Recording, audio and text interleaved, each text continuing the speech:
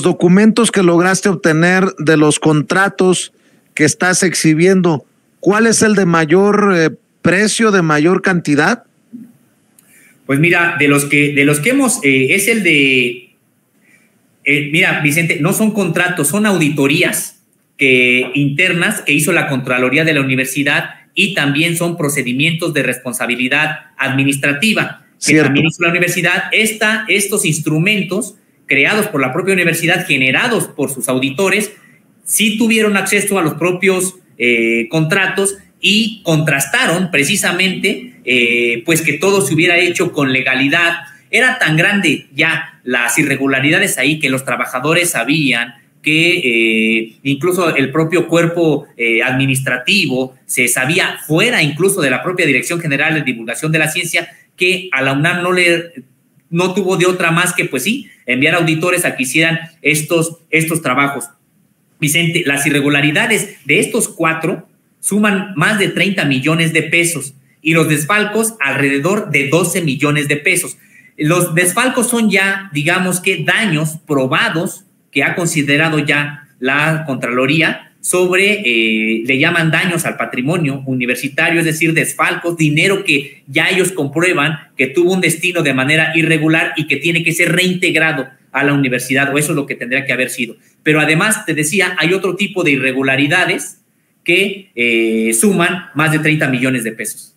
No estamos hablando de cualquier cosa, poniéndolo en términos frente al dólar, estamos hablando de 30 millones de pesos, algo así como más de entre 15 y 20 millones de dólares. Y en el caso de los desfalcos estamos hablando de más de $600,000. O sea, si alguien busca minimizar, subestimar o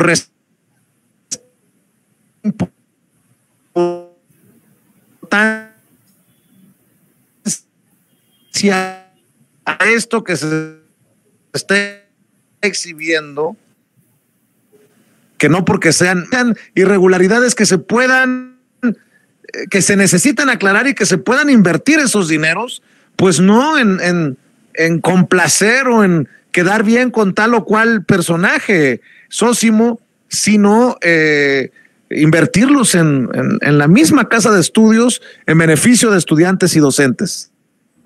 Así es, Vicente. Es que además, en efecto, habrá quien empiece a señalar, bueno, pues es que no es tanto el monto, etcétera. Lo que nosotros estamos documentando, Vicente, pues ya es la gota que derrama el vaso. Y precisamente por eso la universidad ha hecho auditorías, porque sabes, Vicente, la mayoría de irregularidades ni siquiera llegan a una auditoría de la propia universidad. Entonces decíamos, estos de entrada no se hacen auditorías. Ahora que se hacen, arrojan estos datos. Y también hay que aclarar algo, Vicente, la propia Contraloría es muy amable con estas auditorías que se hacen, porque no se hacen, Vicente, precisamente pues para solucionar el asunto, para realmente desmontar a la red de corrupción que hace posible estos actos. En realidad los hace para cerrar, porque ni siquiera, como te decía hace un momento, ni siquiera se difunde, ni siquiera se informa a la sociedad, no se da vista a las autoridades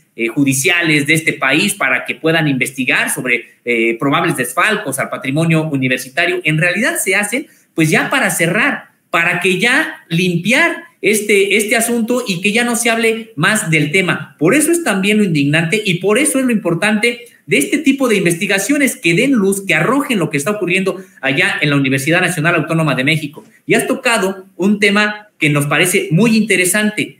Se deberían estos recursos realmente de invertir en lo que requiere la propia universidad. Vicente, hemos visto, hay un recorrido y puedes ingresar a la Universidad Nacional Autónoma de México y hay, pues sí, algunos salones en condiciones bastante deplorables. Hay mobiliario también, sobre todo aquello que utilizan los estudiantes, que utilizan los profesores que no son de la casta dorada, mientras en contraste vamos a las oficinas de la casta dorada y te vas a encontrar, pues sí, con oficinas amuebladas, con ceniceros y cestos de basura muy, muy caros, etcétera. Entonces, Vicente, además, pues esto, por eso también resulta indignante y también por otro asunto, la precarización en la que se encuentran los propios profesores universitarios. Vicente, la mayoría de profesores universitarios, estos que te decía, que son los que sostienen esta función sustantiva de la UNAM, que es la educación, ganan entre 2,000 y 8,000 pesos al mes.